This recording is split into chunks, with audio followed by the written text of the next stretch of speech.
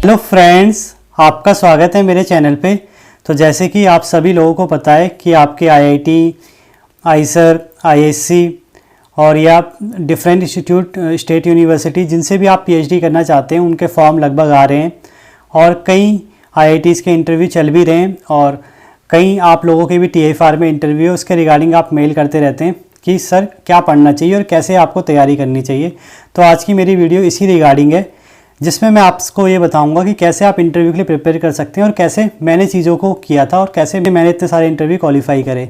तो चलिए शुरू करते हैं। सबसे पहले मैं आपको ये बोलूँगा, आपको जब भी इंटरव्यू के लिए प्रिपरेशन करना है तो आप सबसे पहले अपने माइंड में सिर्फ ये चीज़ क्लियर रखें कि आपको किस सब्जेक्ट से पीएचडी करनी है या किस सब्जेक्ट में आपको इंटरव्यू देना है। अब सब्जेक्ट मेरा मतलब है, अगर आप केमिस्ट्री में भी जा रहे हैं तो केमिस्ट्री में भी आप फिजिकल केमिस्ट्री की तरफ जा रहे हैं, ऑर्गेनिक केमिस्ट्री की तरफ जा रहे हैं, इनऑर्गेनिक केमिस्ट्री की तरफ जा रहे हैं, ये आपको डिसाइड करना है कि आपका मतलब आप किस में बेस्ट देते हैं या किस में आपका इंटरेस्ट है पीएचडी करने में। तो आप पहले उसको चुनें, फिर उस सब्जेक्ट में भी आप जाके कोई टॉपिक को चुनें। लेट अस सपोज आपने इनऑर्गेनिक केमिस्ट्री चुना, तो इनऑर्गेनिक केमिस्ट्री में आप ऑर्गेनोमेट्रिक चुनते हैं या केमिकल बॉन्डिंग चुनते हैं, तो आप उन टॉपिक्स को चुन लें। 2-3 टॉपिक होने चाहिए सभी सब्जेक्ट से। चाहे आप फिजिकल केमिस्ट्री लेते हैं तो उनमें 2-3 टॉपिक चुन लीजिए। क्वांटम हो गया, फिजिकल स्पेक्ट्रोस्कोपी हो गया, आपका ग्रुप थ्योरी हो गया।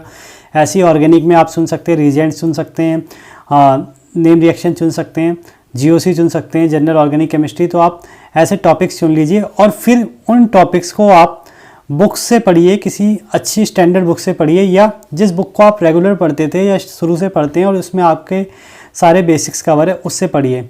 मतलब मैं आपसे यही कहना चाहूँगा, जो भी टॉपिक आप चुनते हैं आपको उसका पूरा बेसिक से एडवांस की तरफ आना चाहिए या कम से कम आप एडवांस की तरफ जाएं उस टॉपिक को लेकर। इन इंटरव्यू में यही होता है, जनरली आपसे बेसिक ही पूछते हैं और बेसिक्स भी आपसे स्टैंडर्ड बुक के क्वेश्चन पूछते हैं, क्योंकि आईआईटीज़ में या आईसर में जहाँ भी प्रोफेसर पढ़ाते हैं तो स्टैंडर्ड बुक को ही फॉलो करते हैं और उसी से चीज़ों को पढ़ाते हैं। तो होता क्या है कि उनको वही चीज़ याद रहती है तो वहीं के क्वेश्चन ज़्यादातर पूछते हैं। बाकी बेसिक्स हर जगह सेम होते हैं, पर फिर भी अगर आपके पास स्टैंडर्ड बुक अवेलेबल होगी तो आप थोड़ा चीज़ों को जल्दी ग्रैब कर पाएंगे और आपके थोड़ा ईजी होगा इंटरव्यू में परफॉर्मेंस देना। तीसरी चीज़ है, आप ये पूछते हैं कि सर क्या इंग्लिश आनी चाहिए बिल्कुल और ये इंग्लिश में इंटरव्यू देना है। तो देखिए बिल्कुल भी ऐसा नहीं है, आप इंग्लिश में ज़रूरी नहीं है कि आप इंटरव्यू दें। पर हाँ, ये भी मैं आपसे कहना चाहूँगा, किसी आईआईटीज़ में और किसी यूनिवर्सिटी में, आईसर में देखिए कंपलसरी होता है कि आपको इंग्लिश में ही इंटरव्यू देना होता है। पर उसके लिए भी आप मत घबराएं। देखिए केमिस्ट्री का आप इंटरव्यू दे रहे हैं, आपको इंग्लिश लिटरेचर का इंटरव्यू नहीं दे रहे हैं कि आप इंग्लिश नहीं बोलेंगे या इंग्लिश गलत बोल देंगे तो आपको निकाल दिया जाएगा। देखिए आपसे केमिस्ट्री क्वेश्चन पूछे जाएंगे और मुझे लगता है आप केमिस्ट्री क्वेश्चन आराम से इंग्लिश में जवाब दे देंगे, क्योंकि इतना इंग्लिश में आपने पढ़ा ही है चीज़ों को और सब्जेक्ट को तो सब इंग्लिश में ही पढ़ते हैं ज़्यादातर आज के टाइम पे। तो मुझे लगता नहीं कि आपको कोई दिक्कत आने वाली है। तो इसलिए प्लीज़ इस चीज़ को तो आप भूल जाइए कि आपको इंग्लिश में कोई भी प्रॉब्लम आने वाली है या इंग्लिश में आप नहीं बोल पाएंगे। 4th पॉइंट है, आप राइटअप के बारे में पूछते हैं, एसओपी के बारे में पूछते हैं।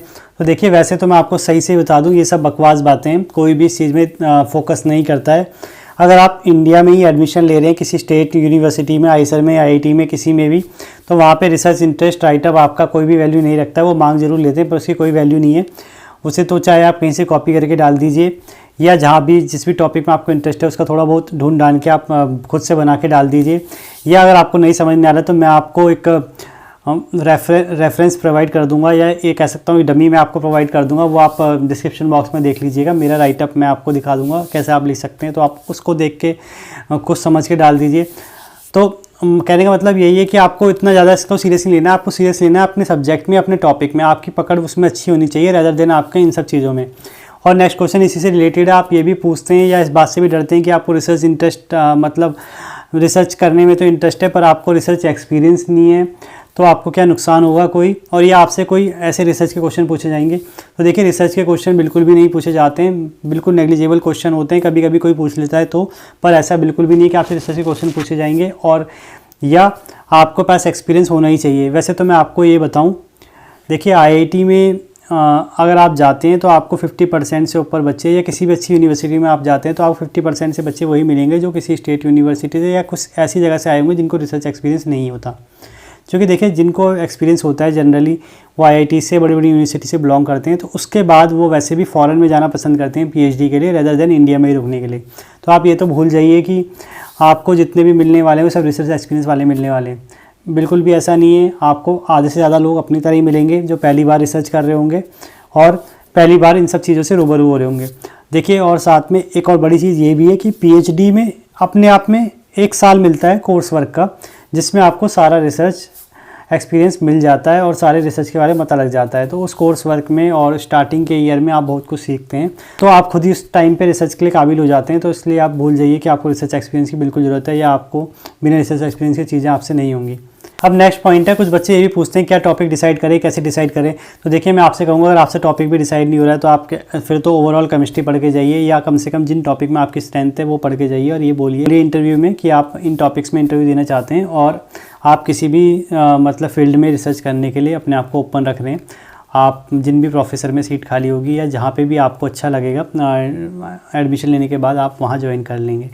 तो इससे भी मुझे लगता है आपका सिलेक्शन हो जाता है और कोई दिक्कत नहीं होती कि आपको किस फील्ड में इंटरव्यू देना है या क्या मतलब आपको कौन सा टॉपिक पढ़ना है। नेक्स्ट है, आप पूछते हैं किस टाइप के क्वेश्चन पूछे जाते हैं। तो देखिए, क्वेश्चन आपके जनरली केमिस्ट्री से रिलेटेड ही होंगे, बेसिक क्वेश्चन होंगे। बाकी क्या क्वेश्चंस का लेवल रहता है और किस टाइप के क्वेश्चन आज तक पूछे गए हैं फिजिकल केमिस्ट्री में ज़्यादातर, उन सब के मैंने ऑलरेडी वीडियो बना रखी है, उसका लिंक मैं आपको डिस्क्रिप्शन बॉक्स में दे दूँगा। वो एक पूरी प्लेलिस्ट आपको मिल जाएगी डिफरेंट यूनिवर्सिटीज़ में, IITs में जो क्वेश्चन पूछे गए हैं, तो आप उन्हें देख सकते हैं ताकि आपको थोड़ा बहुत आइडिया हो जाए कि किस टाइप के क्वेश्चन या किस लेवल के क्वेश्चन आपसे इंटरव्यू में पूछे जाते हैं। तो बाकी मुझे लगता है अब मैंने आपके सारे डाउट क्लियर कर दिए कि आपको क्या करना है, कैसे करना है। और मैं बताऊं, अगर अपनी कहानी आपको जो मैं बताना भूल गया कि मैंने भी यही सब चीज़ें ऐसे ही की थी, मतलब एग्ज़ाम देने के बाद इंटरव्यू की प्रैक्टिस करी। फिजिकल केमिस्ट्री मुझे इंटरव्यू देना था, तो फिजिकल केमिस्ट्री की बुक पढ़ी और मैंने सिंपल पूरी शर्मा पठानिया ही पढ़ी थी, तो उससे मैंने सारे टॉपिक पढ़े थे। मैं किसी भी 2-3 टॉपिक में नहीं जाता, मैं पूरी फिजिकल केमिस्ट्री की बोल के जाता था। हाँ, इसका एक नुकसान मुझे होता था, अगर मैं आपको बताऊँ, फिजिकल केमिस्ट्री जब आप पूरी बोलेंगे तो ज़्यादातर केसेस में लोग आपसे क्वांटम या फिजिकल स्पेक्ट्रोस्कोपी के बारे में ही पूछेंगे। तो अगर आप इसमें वीक हैं तो थोड़ा आपको नुकसान हो सकता है। तो बाकी मैं ये कहूँगा, अगर आपके पास अपने टॉपिक हैं, ऑलरेडी आपको आइडिया है कि आपको क्या पढ़ना है और क्या आपको बेटर आता है, तो आप उसकी तैयारी करें, और नहीं आता तो आप पूरे सब्जेक्ट को पढ़ के जा सकते हैं। तो इसके अलावा अगर आपके पास अभी भी कोई डाउट है या कुछ भी आपको मुझसे पूछना है तो आप कमेंट बॉक्स में कमेंट कर सकते हैं या मुझे मेल कर सकते हैं। Thank you.